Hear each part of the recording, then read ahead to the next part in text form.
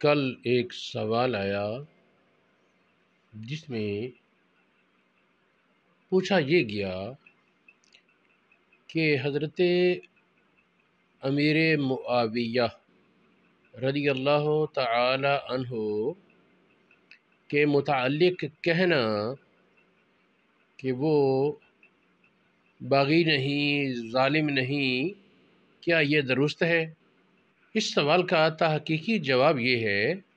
باغی کا لفظ بعض اوقات گالی کے طور پر بولا جاتا ہے،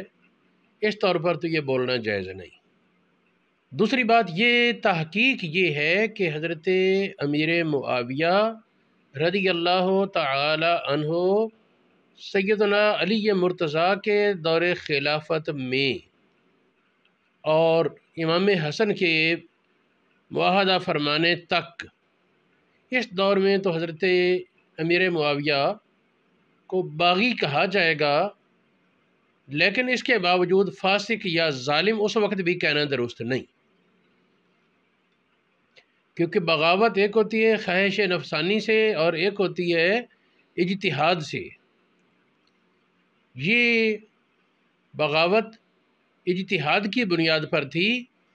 اگرچہ ہم جمہور امت کے مطابق اسی بات کے قائل ہیں کہ حق پر حضرت علی مرتضیٰ تھے، لیکن خلاف کرنے والوں کو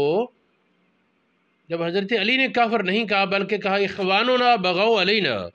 ہمارے بھائی ہیں جنہوں نے ہمارے خلاف بغاوت کی ہے، تو باغی تو کہا جائے گا، لیکن جب حضرت علی بھائی کہہ رہے ہیں تو انہیں کافر یا کچھ اور لقب دینے مناسب نہیں۔ اور جب حضرت امام حسن مجتبیٰ نے سیدنا امیر معاویہ رضی اللہ تعالیٰ عنہ سے بیعت فرما لی، وعدہ فرما لیا، معاہدہ کر لیا، اس کے بعد امیر معاویہ کو اب یوں کہنا کہ وہ باغی ہے، یہ غلط۔ اس وقت باغی تھے، اور جب معاہدہ ہو گیا اس کے بعد بغاوت کا حکم ان پر لاگو نہیں ہوگا۔ یہاں بہت سارے لوگوں کے ذہنوں میں ہوتا ہے کہ حضرت امام حسن نے شاید مجبور ہو کر بیعت کی، یہ بالکل جھوٹ ہے، خلاف واقعہ بات ہے۔ وہ حضرت امام حسن مجتبیٰ کو کسی نے کہا نا، یہ سنا ہے آپ خلافت کے لیے کوشش کر رہے ہیں، فرمایا کہ میں ان ڈرپوکوں کو لے کر کوشش کروں گا؟ جب میں عراق میں تھا اور عرب کے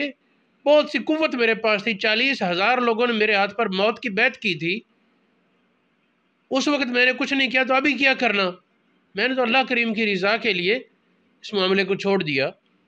اب امام حسن کا چھوڑنا خلافت کو اور امیر معاویہ کے سپرد کرنا اس بات کی دلیل ہے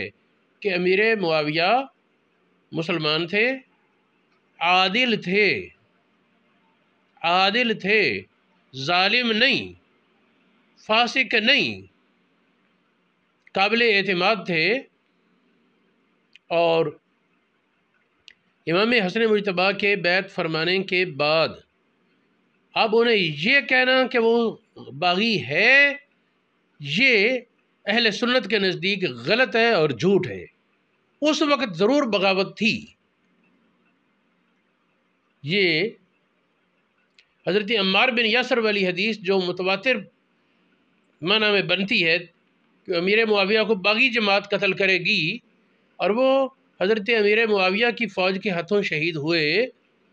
اس طور پر حضرت امیر معاویہ اور آپ کے ساتھی اس وقت باغی بنیں گے، باغی جماعت،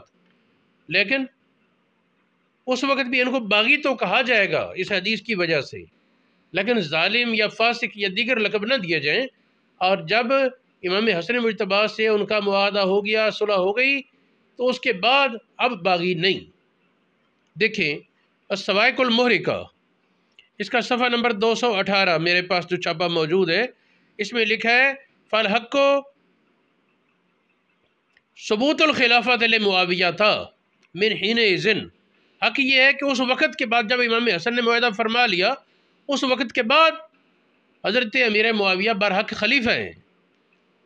انہ بعد ذالک خلیفہ تو حق و امام صدق، برحق خلیفہ اور امام سچے امام ہیں حضرت امیر معاویہ، یہ عقائد کی معتبر کتاب ہے تمہید ابو شکور سالمی، اس کے صفحہ 168 پر لکھا ہے، پہلے لکھتے ہیں انہو کانا باغیاً فیما حارب علیاً، حضرت علی سے جنگ کے وقت اس وقت وہ باغی تھے، حضرت علی سے مخالفت کے وقت، جنگ کے وقت امیر معاویہ باغی تھے۔ آگے چل کر اسی سفر پر لکھتے ہیں کہ اس وقت بھی ان کو فاسق یا کافر کہنا غلط ہے، اور آگے چلتے ہوئے فرماتے ہیں امام حسن کے ساتھ صلح کے بعد اب ان پر باغی کا اطلاق نہیں، بلکہ وہ قابل اعتماد اور ثقہ ہیں، عادل ہیں۔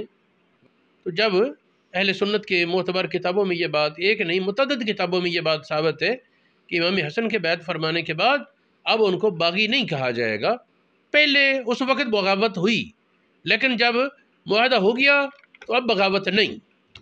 کیونکہ بغاوت کا مطلب یہ ہوتا ہے کہ حق کی امام کے خلاف خروج،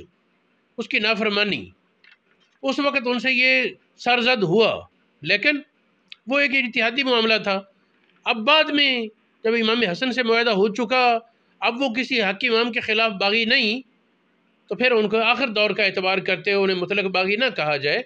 بلکہ باغی ہونے سے نسبت کی جائے، یا تو قید لگائی جائے کہ اس وقت باغی تھے جب علی مرتضیٰ کرم اللہ وجہ الکریم کے خلاف جنگوں کے حالات تھے، اور یا پھر بعد کی نسبت سے بغاوت کی نفی کر دی جائے۔ میں سن رہا تھا ایک صاحب بڑے جذباتی انداز میں کہہ رہے تھے جی 14 صدیوں سے سارے علماء کہتے ہیں وہ باغی ہے باغی ہے، تو انہوں نے باغی کہا ہے اس وقت کے اعتبار سے، کہ دلیل وہی حدیث ہے نا حضرت عمار بن یاسر والی۔ تو بغاوت کا معنی یہ نہیں ہے کہ وہ کوئی چمٹ جاتی ہے چیز بندے سے۔ ایک سابقہ دور میں آدمی کافر ہو، بعد میں رجوع الی الحق کر رہے، اسے کافر تو نہیں کہا جائے گا۔ ایک آدمی کسی دور میں فاسق ہو، اس کے بعد صالح ہو جائے، تو بعد میں اس کو مطلق فاسق کہنا غلط ہوگا۔ یوں کہا جائے فلاں وقت میں فاسق تھا، یہ الگ بات ہے، لیکن اس کو مطلق فاسق کہنا یا بغیر قید کے فاسق کہنا وہ غلط اور دروغ ہے، جھوٹ ہے۔ اسی طرح میرا موقف یہ ہے کہ حضرت امیر معاویہ کو اس وقت کی قید کے اعتبار سے، حضرت امام حسن کے معاہدے سے پہلے اس وقت کے اعتبار سے انہیں باغی کہا جائے، یہ تو ہمارے بہت سی کتابوں میں ملے گا، لیکن یہ کہنا کہ امیر معاویہ امام حسن سے معاہدے کے بعد بھی باغی تھے، یہ اہل سنت کے عقیدے کے خلاف ہے اور درست نہیں۔ بہت سے لوگ اس پر ایک حدیث سے استدلال شروع کر دیتے ہیں، کہتے ہیں جی وہ نبی پاک نے فرمایا تھا 30 سال ہے خلافت۔ اللہ کے بندو وہ خبر واحد ہے اور اس کی روایت اگرچہ قبول ہے، لیکن امام بخاری نے تو نہیں نہ لی، امام بخاری نے وہ روایت قبول نہیں کی،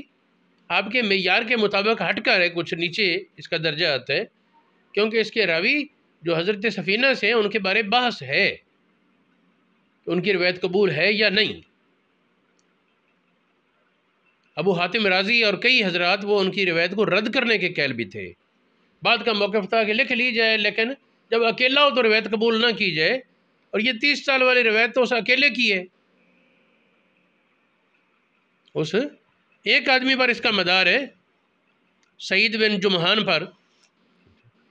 تو کہنے کا مقصد یہ ہے کہ اس کا ایک تعویل اگر کی جائے، خلافت نبوت مراد ہے، خلافت علی منہاج النبوت، خلافت راشدہ، یہ تعویل درست ہے، لیکن اگر مطلق کہا جائے کہ اس کے بعد خلافت ہی نہیں، اس کے بعد 30 سال کے بعد خلافت ہی نہیں، تو یہ غلط ہے، کیونکہ خلافت قائم کرنا عقائد کی کتابوں کے مطابق امت پر واجب ہے۔ تو ایک ایسا کام جو ہو ہی نہیں سکتا وہ واجب کیسے؟ واجب ہونا قدرت کی دلیل ہے، لہٰذا اس حدیث کے یہ توجیہ کرنا کہ اس کے بعد خلافت ہی ختم، یہ صالح ہو ہی نہیں سکتا کوئی خلیفہ، یہ بالکل غلط اور باطل بات ہے۔ یہ اس حدیث کا یہ مفہوم نکالنا غلط ہے۔ ہاں اس حدیث کا ایک تعویل ہے، توجیہ ہے کہ اس سے مراد، بلکہ بعض روایات میں یہ لفظ موجود ہے خلافت نبوت کا، تو اس سے مراد منہاج نبوت پر خلافت ہے، ورنہ سارے خلفائی وہ نبی پاک کی خلافت کی وجہ سے ہی خلیفہ کہلاتے ہیں۔ اگر اس کے طریقے کے مطابق کوئی نہیں چلتا تو اس کی عملی کوتاہی ہے، بل خلافت تو نبی پاک کی نسبت سے ہی ہے، نبی پاک اللہ پاک کے خلیفہ ہیں۔ اور جو حکمران برحق ہے وہ نبی پاک کا خلیفہ ہے، خلیفہ در خلیفہ بالواسطہ چلتے ہوئے۔ آخری بات جو میں کہنا چاہتا ہوں اس مسئلے پر وہ یہ ہے کہ صحابہ کرام کے تنازعات میں بحث کرنا وہ ادب کے خلاف ہے، اور اگر کوئی زیادہ ہی بحث میں اترنا چاہے تو اس کے لیے یہ دعوت ہے کہ امام حسن مجتبی رضی اللہ تعالی عنہ اور آپ کے حکم کے مطابق امام حسین رضی اللہ تعالی عنہ اور دیگر اہل بیت اطہار نے، حضرت عبداللہ ابن عباس نے اور دیگر حضرات نے جب امیر معاویہ کی بیعت فرما لی سب نے، اور امام حسن نے علل اعلان کہہ دیا کہ میں نے مسلمانوں کے لیے یہی بہتر سمجھا ہے کہ معاویہ کے حق میں دستبردار ہو جاؤں، تو اس کے بعد امیر معاویہ پر زبان تان دراز کرنا وہ اہل سنت کا رویہ نہیں، اہل سنت کا طریقہ نہیں۔ ایک بات یاد رہے کہ بعض الفاظ زمانہ بدلنے سے بعض الفاظ وہ ادب اور بے ادبی کے دائرہ اس کا بدل جاتا ہے، تو وہاں عرف کا اعتبار ہے، تو جب عرف میں بے ادبی سمجھا جائے تو اس لفظ سے بچنا چاہیے۔ اب دیکھیں عربی زبان میں بیٹا اپنے باپ سے بات کرتا تو واحد مذکر حاضر کا صیغہ جس کا میں نے بنا تھا تو نے کہا، یہی بولتے تھے، اور اب ہمارے عرف میں کوئی بیٹا باپ کو کہے تو یہیں آکھا ہے تو یہ بے ادبی گنا جائے گا۔ یعنی بہت سی باتیں اس طرح آتی ہے سیاق کلام کے اعتبار سے، گفتگو کے اعتبار سے بعض چیزیں ایک دور میں ادب اور دوسرے دور میں وہی لفظ بے ادبی کا شمار ہو سکتا ہے۔ تو اس لیے اس بات میں ضد کے بجائے چاہیے یہ کہ جب ہمارے دور میں باغی کا لفظ وہ غاصب، ظالم اور گالی کے طور پر استعمال ہوتا ہے تو اس لفظ سے بچنا چاہیے، اور جو اسلاف نے لکھا باغی تو انہوں نے اس دور کے اعتبار سے کہا، اور وہ بھی ظالم اور فاسق کے معنی میں نہیں تھا، وہ خلیفہ برحق کے خلاف حکم عدولی کے معنی میں تھا۔ وہ حکم عدولی جب اجتہاد کی تعویل پر ہے تو پھر اس وجہ سے انہیں فاسق کہنا بھی درست نہیں۔